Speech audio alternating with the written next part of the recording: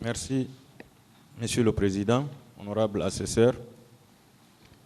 Merci, Monsieur Baouri, pour votre engagement pour le respect des droits de l'homme et le rayonnement de la démocratie en Guinée et en Afrique. Merci d'être venu pour soutenir toutes les parties civiles. Merci.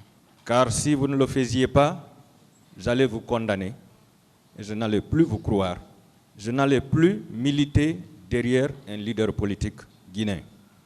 C'est pourquoi je vous félicite d'être venu pour le courage. Surtout. Merci.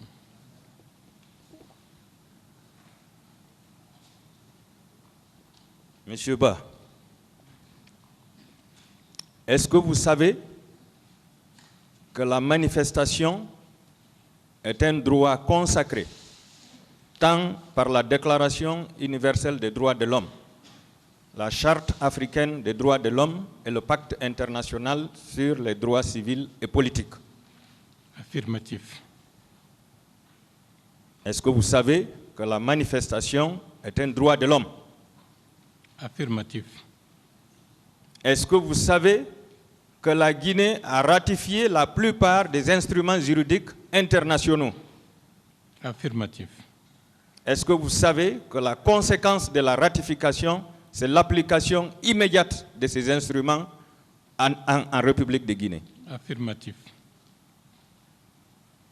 Est-ce que vous savez que le fait d'empêcher l'exercice de ce droit constitutionnel et universel est une façon de violer les droits de l'homme? Affirmatif. Est-ce que vous savez que cette violation des droits de l'homme a négativement impacté les relations entre la Guinée et les autres puissances du monde? Affirmatif. Est-ce que vous savez qu'il y a eu préméditation dans ce massacre? À la suite des explications, c'est affirmatif. Est-ce que vous savez que le capitaine Moussa Dadis Camara, à l'époque président de la transition, nous a déclaré ici, officiellement, qu'il est officier d'état-major et qu'un officier d'état-major est un concepteur? Est-ce que vous le savez? Affirmatif. Est-ce que vous savez qu'il a été ce grand concepteur de ce massacre du 28 septembre? C'est possible.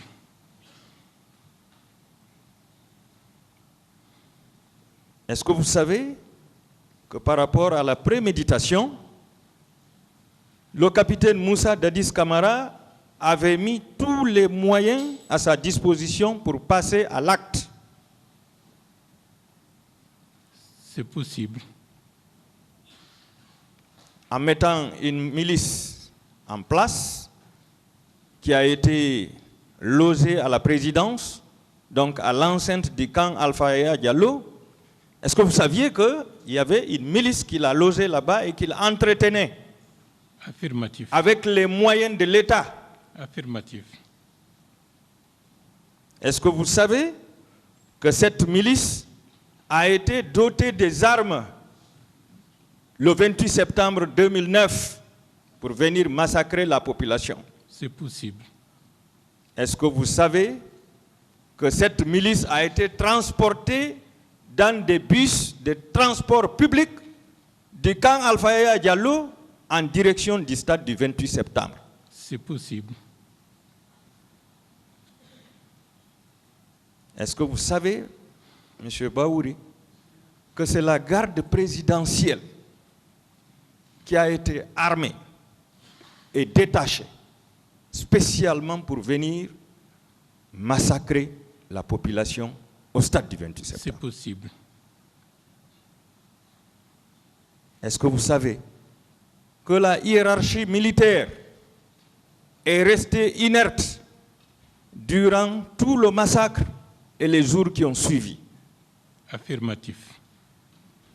Est-ce que vous savez que le gouvernement n'avait fait aucune déclaration de condamnation de ce massacre à l'époque? Affirmatif. Est-ce que vous savez que malgré tout ce massacre, les victimes ont été poursuivies, tant dans les hôpitaux que dans leur domicile. Affirmatif, et permettez-moi de préciser qu'à la suite de ce massacre le 28 septembre 2009, certains ministres ont déposé leur démission. Merci. Est-ce que vous savez que la poursuite de ces victimes dans les hôpitaux et dans leur domicile, c'était dans le but d'anéantir toutes les victimes, autrement dit de les achever pour ne pas qu'il y ait de victimes? C'est possible. Est-ce que vous savez que s'ils réussissaient à achever les victimes, que ce procès n'allait pas se tenir aujourd'hui? Parce qu'il n'y aurait pas eu de témoins. Est-ce que vous savez que certaines victimes ont été obligées de changer de domicile et d'autres ont été obligées de changer même de pays? Affirmatif. Pour survivre.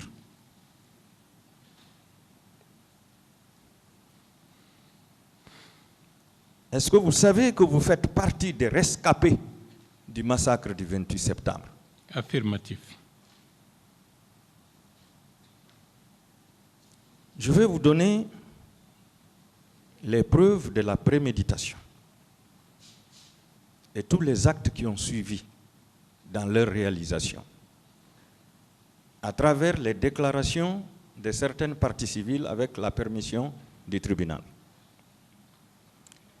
Je commence par la déclaration de M. Sidi Touré. C'est la cote 1338, c'est le PV du 29 mai 2017. Il déclarait que la nuit du 28 septembre, c'est-à-dire à 2 heures du matin, au moment où ils ont échangé au téléphone, le capitaine Dadis Camara lui a dit qu'il serait responsable de tout ce qui pourrait arriver ce jour et qu'il serait même arrêté. Vous ne pensez pas que c'est un élément de la préméditation? C'est possible. Je vais lire le procès verbal de Madame Mariama Baïlo Diallo. C'est la cote 1060.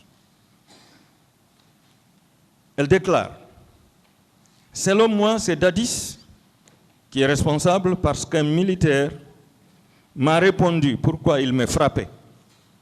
Je lis tel que ça a été écrit. C'est Dadis qui leur a dit de nous tuer tous.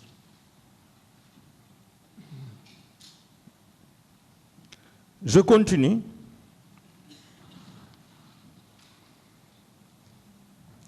Avec le procès verbal de M. Mamadou Bano Diallo, c'est la cote 1090, qui déclare: 3 agents nous ont pourchassés dans cette concession et ont déclaré aux occupants, citation, qu'ils ont la protection du président Dadis et qu'on ne peut rien contre eux. Il ajoute la présence de l'hélico et la disparition des corps. Est-ce que vous savez qu'un hélicoptère, c'est-à-dire un avion de guerre, avait survolé les alentours du stade ce jour? Peut-être après notre départ, mais je n'ai pas fait attention. D'accord.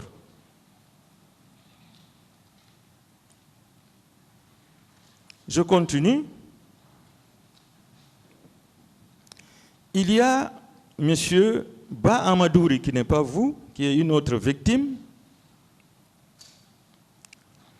qui s'est prononcé, c'est la cote 1242, sur la présence des bérets rouges à Marokana. Est-ce que vous avez entendu ici que le capitaine Dadis Camara et plusieurs bérets rouges étaient à Marokana, positionnés à Marokana? En suivant les audiences, on a appris ça. Vous avez appris ça. Dans le même ordre d'idées, monsieur,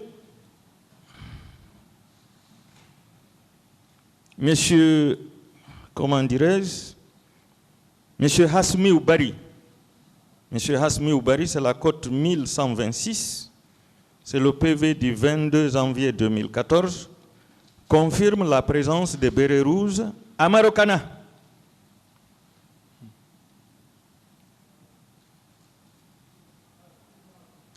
Je continue. Sur le ramassage des corps par les militaires, Madame Mouminatou Diallo, c'est la cote 1072, déclare dans son PV du 17 septembre 2012 que des militaires ont ramassé les corps et les ont embarqués dans 3 camions à l'esplanade du stade du 28 septembre. Elle a également évoqué le survol des avions de guerre aux alentours du stade du 28 septembre. Monsieur Baouri, lorsque vous descendiez du gouvernement par ce coup d'État, aviez-vous laissé des ambulances dans les hôpitaux nationaux, communaux, régionaux, ainsi de suite? Est-ce qu'il y avait des ambulances dans les hôpitaux? C'est possible, mais je n'ai pas une idée précise du nombre, de la qualité. Mais a priori, il y avait quelques ambulances. Comment comprenez-vous que les militaires viennent commettre les crimes, ils massacrent la population, ils violent les femmes, et que ce soit eux-mêmes qui viennent dans leur camion ramasser les corps? Est-ce que ce n'était pas dans le but de faire disparaître les corps? C'est possible. Je continue.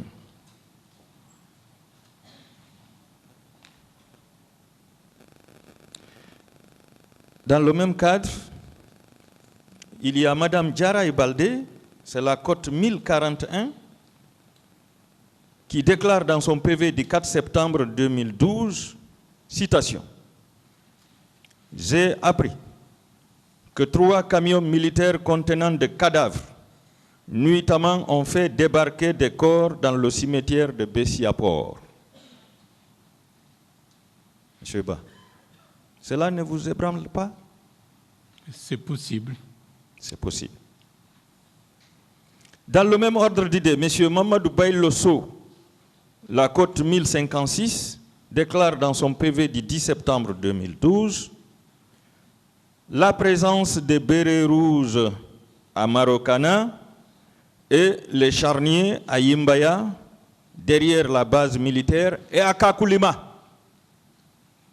Monsieur le Président, lors du transport judiciaire que votre auguste tribunal va ordonner, je souhaite que Kakoulima fasse partie des lieux à visiter par rapport aux charniers. Monsieur Mamadou Saliou Diallo, c'est la cote 1055, a également évoqué les fosses communes. Est-ce que cela ne veut pas dire qu'il existe des fosses communes dans lesquelles les victimes du massacre du 28 septembre ont été enfuies? Affirmatif.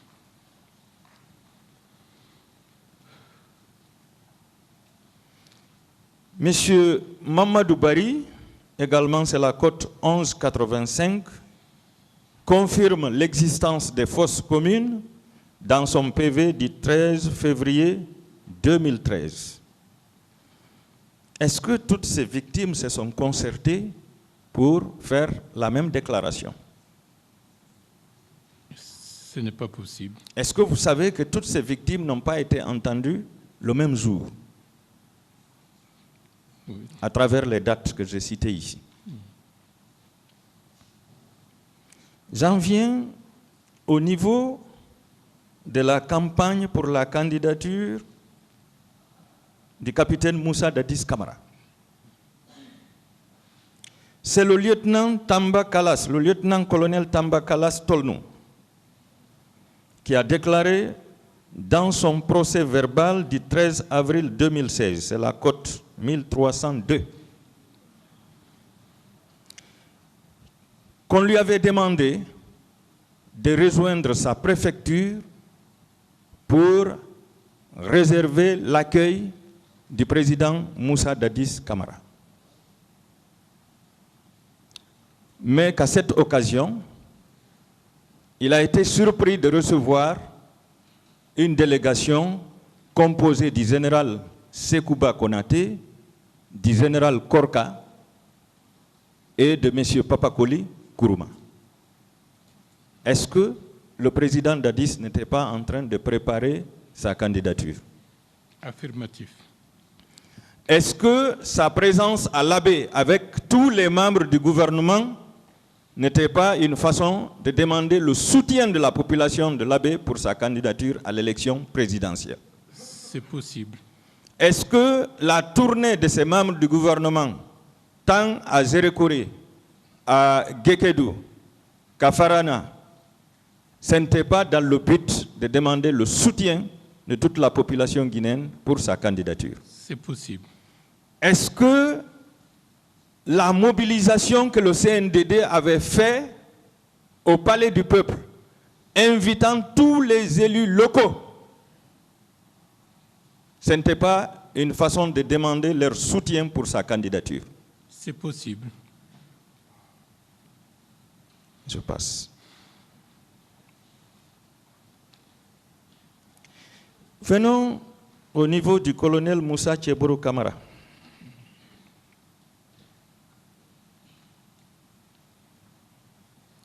Madame Saran Sissé, c'est la cote 1028. Dans son procès verbal du 2 avril 2012, déclare que c'est le colonel Tcheboro Camara qui a ouvert le portail du stade du 28 septembre. Vous ne pensez pas que c'est le piège qu'on vous a tendu? C'est possible. Madame Fatoumata Binta Diallo, cote 1046, déclare dans son procès verbal du 5 septembre 2012 avoir entendu la menace que proférait le colonel Tcheboro Camara en disant « Tout ce que vous aurez obtenu à l'intérieur, vous l'aurez cherché ». Est-ce que cela ne veut pas dire qu'il savait que le massacre était prévu ce jour? C'est possible.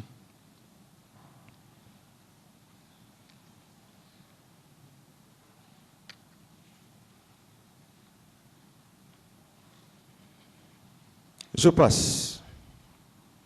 Il y a M. Mamadou Ramadan Bari. Vous savez, M. Moussa Tcheboro Camara, dans un premier temps, il a d'abord demandé aux gens de rentrer chez eux. Dans un second temps, il a ouvert le portail. Et il a menacé en disant que vous le regretterez. Et c'est ce qui fait que M. Mamadou Ramadan Bari a déclaré, c'est la cote 1292, dans son PV d'ici avril 2015, que le colonel Moussa Tcheboro Camara a ouvert le feu, a ordonné d'ouvrir le feu sur les manifestants à bout portant. Est-ce que vous le saviez? Non. Je vous informe.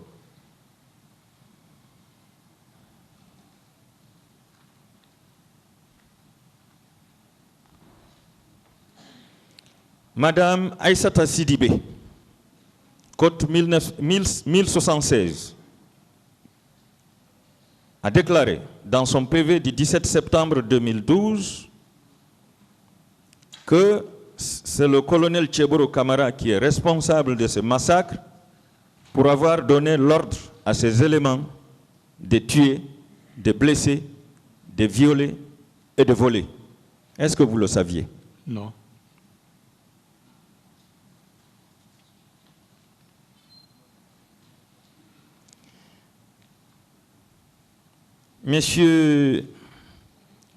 Madame Mariama Diallo, donc, après avoir ouvert la porte, menacé, ordonné de tirer, là c'est lui-même et ses éléments qui ont tiré. Madame Mariama Diallo, c'est la cote 857, déclare dans son PV du 16 mars 2010 avoir vu le colonel Moussa Tcheboro Camara et ses éléments tirer sur les gens. Vous le saviez? Non.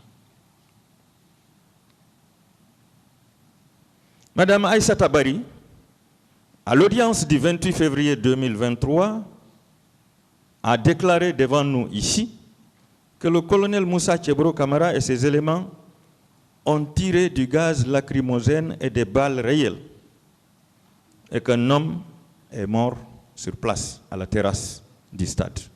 Est-ce que vous le saviez? Non. Vous aviez appris lorsque vous étiez chez le doyen Feu Zamari Doré qu'un manifestant avait été tué à la terrasse, oui ou non?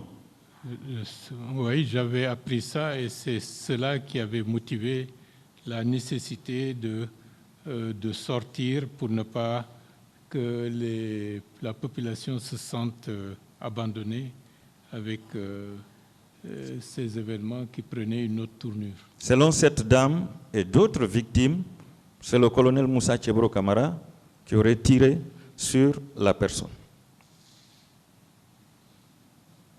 et ses éléments. Je passe.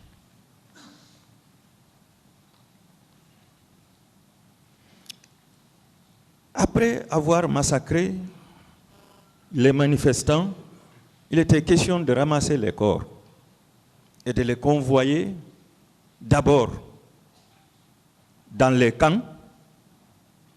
Je vais parler du camp Alpha Yaya Diallo et du camp Almami Samori Touré, puisque c'est ça la réalité.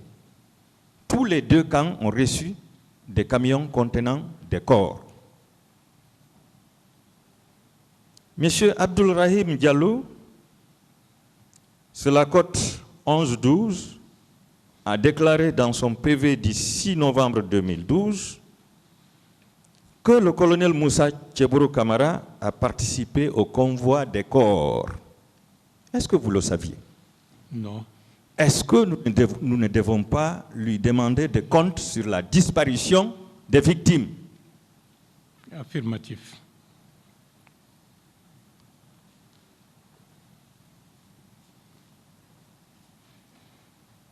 Ensuite, vous savez, il a été à l'amont et à l'aval, à toutes les étapes de la procédure. Et c'est pourquoi, même à Donka, à l'hôpital national Donka, il était présent avec ses éléments. Monsieur Mamadou Bano Diallo, c'est la cote 1090, a déclaré dans son procès verbal du 8 octobre 2012 que le colonel Tcheboro Camara et ses éléments étaient présents à l'hôpital Donka le 28 septembre 2009. Est-ce que vous pouviez imaginer ça? Après avoir fait semblant de vous sauver, est-ce que vous pouviez imaginer qu'il allait être à l'hôpital donc encore? C'est possible. C'est possible. Monsieur Bapate Sadou Diallo, cote 1058, déclare dans son procès verbal du 11 septembre 2012 que le colonel Moussa Tcheboro Camara et ses éléments étaient présents à l'hôpital Donka et ils avaient voulu casser les portes après le passage du colonel Ablaye Chérif Diaby. Est-ce que vous le saviez? Non. Est-ce que vous savez que lors du passage du colonel Ablaye Chérif Diaby, il a insulté des victimes, il a donné des coups de pied aux victimes, il a renversé quelques lits, et puis il a demandé aux médecins et infirmiers ou infirmières de refuser d'administrer des soins aux victimes. Est-ce que vous le savez? C'est possible. C'est possible. Donc, suite à sa réaction, les médecins sont sortis. Et c'est là où je félicite les médecins et plus particulièrement Dr Diallo, Hadja Diallo. Les médecins ont dit à ce colonel, ministre de la Santé et tous ces éléments, maintenant c'est nous que vous allez tuer. Donc en réaction, ils ont fermé les portes de l'hôpital. Et dès après le départ du colonel Chérif et les bérets rouges, c'est le colonel Tchebro qui se présente avec ses éléments et qui force les portes. Comment vous interprétez ça? Difficile à imaginer. Difficile à imaginer.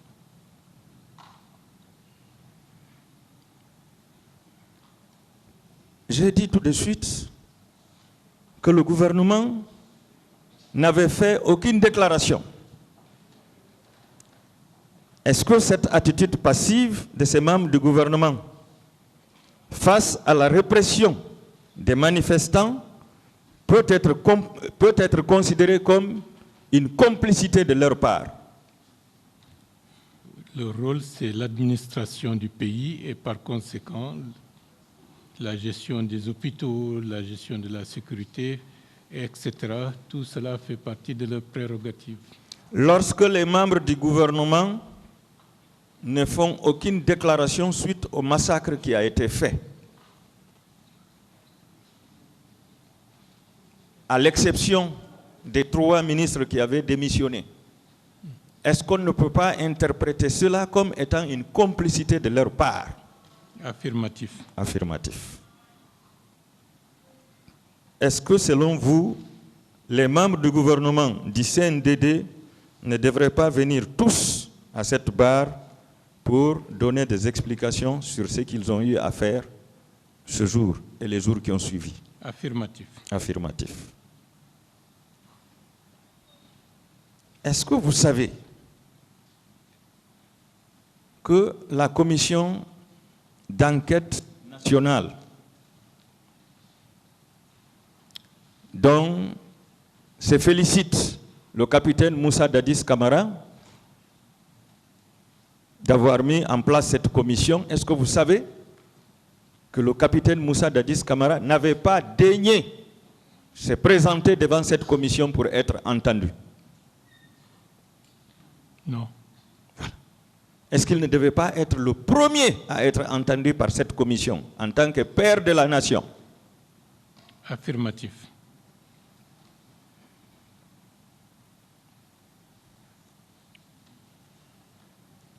Je vais vous demander. Vous avez dit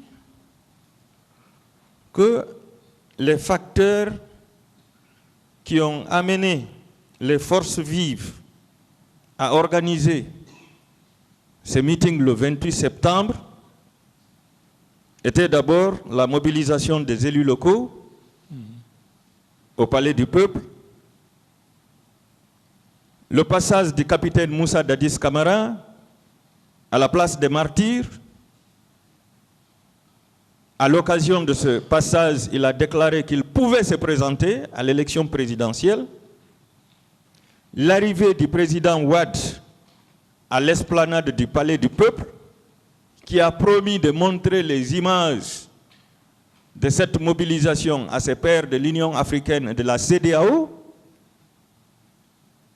la déclaration du colonel Moussa Dadis Camara, avec son slogan « Dadis ou la mort », et le refus du CNDD de l'atterrissage, dans un premier temps, de l'avion à bord duquel était le président et la cellule d'Alain Diallo. C'est vrai ou bien ce n'est pas vrai? Affirmatif. Lorsque vous avez constaté tous ces facteurs, vous avez dit que vous avez entrepris des démarches dans le sens d'un apaisement. Oui ou non? Affirmatif. Vous avez rencontré le ministre secrétaire permanent du CNDD. Affirmatif. Et vous avez tenté de rencontrer le président Moussa Dadis Camara même. Affirmatif. Mais malheureusement, personne ne vous a regardé. Affirmatif. Est-ce que tout ça, ce n'était pas dans le but de trouver un terrain d'entente pour éviter l'organisation de la manifestation? Affirmatif. C'est le ministre français des Affaires étrangères qui se prononce comme ça dans des affaires guinéennes. Simplement parce que quelques semaines ou mois avant, le capitaine, digne produit de la révolution de Sékou Touré, avait dit que la Guinée n'est pas une sous-préfecture de la France. C'est ainsi, un vol a été affrété pour son retour au Bercail.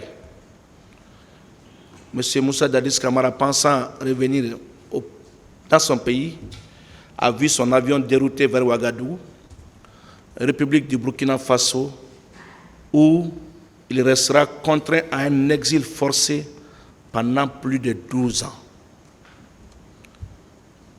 Se fondant sur les rapports de ces deux commissions, à savoir la Commission nationale d'enquête indépendante et le rapport de la Commission d'enquête internationale, le procureur général d'alors a, par réquisitoire en date du 8 février 2010, désigné un pool de 3 juges d'instruction pour enquêter sur ces crimes.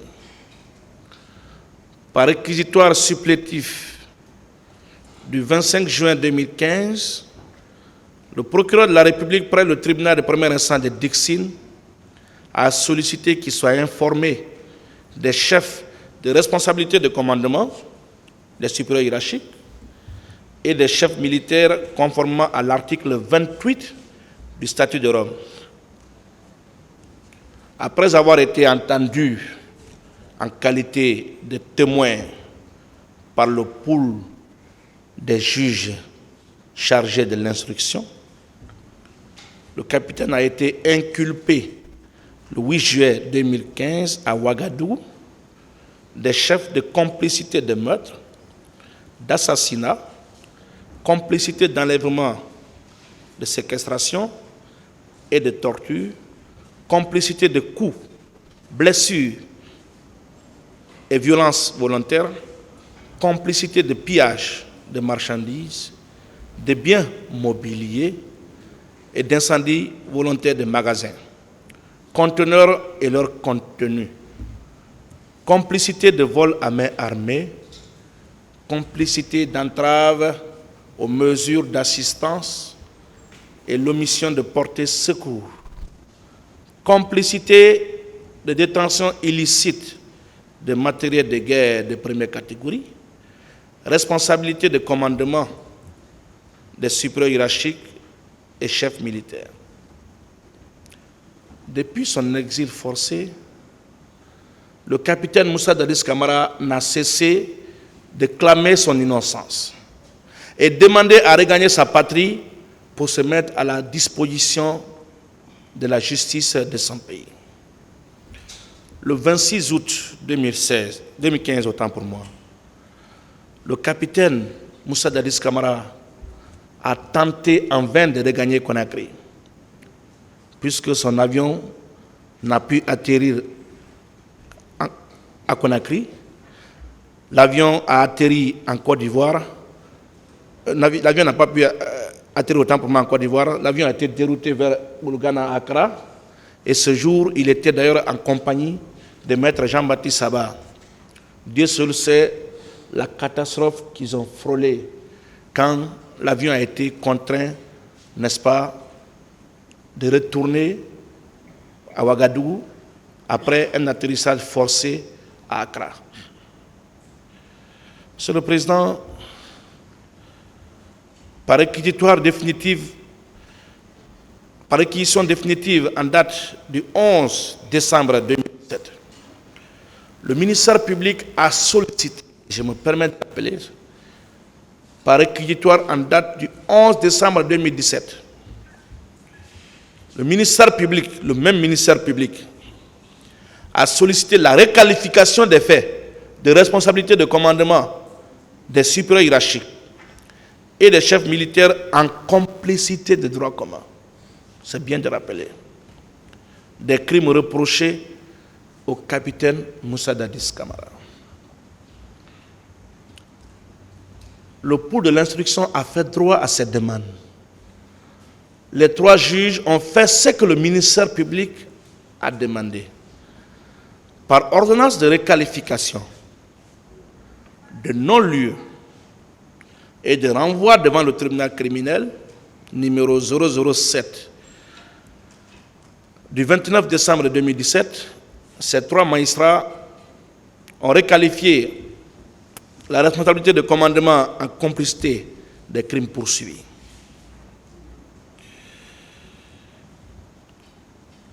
Monsieur le Président, par la même ordonnance, le capitaine Moussa Dadis et 12 de ses co-accusés ont été renvoyés devant le tribunal de ce siège pour être jugés des crimes de droit commun. Contre cette ordonnance, les parties civiles et le colonel Moussa Tchegoro Camara ont formé appel. Statuant sur le mérite de ce recours, la deuxième chambre de contrôle de l'instruction de la Cour d'appel de Conakry, alors présidée par Mme Irène Adjimalis, actuelle secrétaire générale du ministère de la Justice, pour qui je voue beaucoup de respect et qu'il faut saluer ici, cette brave dame qui a marqué son passage à la Cour d'appel de Conakry par son sérieux, son indépendance, son sentiment de justice et sa volonté de bien faire. Jeune avocat nouvellement assermenté, cette dame, quand elle gérait des dossiers dans lesquels on lui mettait des pressions politiques, avait coutume de dire que si je meurs, je ne serai pas enterré avec ceux qui me donnent des instructions pour faire du mal à autrui. Je serai enterré seul. Les décisions qui doivent résulter de ma chambre doivent, en plus de porter la couleur du droit, refléter ma conscience. Ce n'est pas pour rien qu'elle a été hissée à la plus haute fonction, en tout cas au niveau du ministère de la Justice, en tant que deuxième personnalité. Cette chambre a, par arrêt numéro 23 du 18 mai 2018, confirmé l'ordonnance prononcée par le pôle de l'instruction. Aussitôt, les mêmes parties civiles et le colonel Moussa Tchegoro Camara ont formé pourvoi contre cet arrêt. À son audience du 25 juin 2019, la Chambre pénale de la Cour suprême de Guinée a rendu l'arrêt numéro 06 pour déclarer le colonel Moussa Tchegoro déchu de son pourvoi avant de rejeter les pourvois des parties civiles. Suivant exploit du 19 septembre 2022 de maître Konso Camara, huissier de justice près la Cour d'appel de Conakry, M. Moussa Dadis Camara a été, à travers ses conseils, cité à comparaître le mercredi 28 septembre 2022 à 10 h devant le tribunal de ce siège. En même temps, en application des dispositions des articles 382, alinéa 2 et 252, alinéa 2 du Code de procédure pénale, le président a reçu dans les mêmes conditions signification d'une invitation à comparaître en vue d'un interrogatoire préalable par devant Monsieur le Président que vous êtes, le 21 septembre 2022 à 10 h.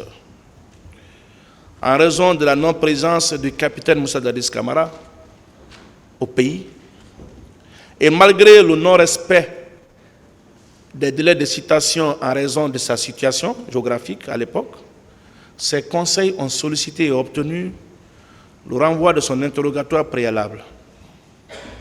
Par exploit en date du vendredi 23 septembre 2022, du même huissier, M. Camara a de nouveau reçu signification de l'invitation à comparaître le 27 septembre par devant vous, Monsieur le Président, pour son interrogatoire préalable à la tenue du procès.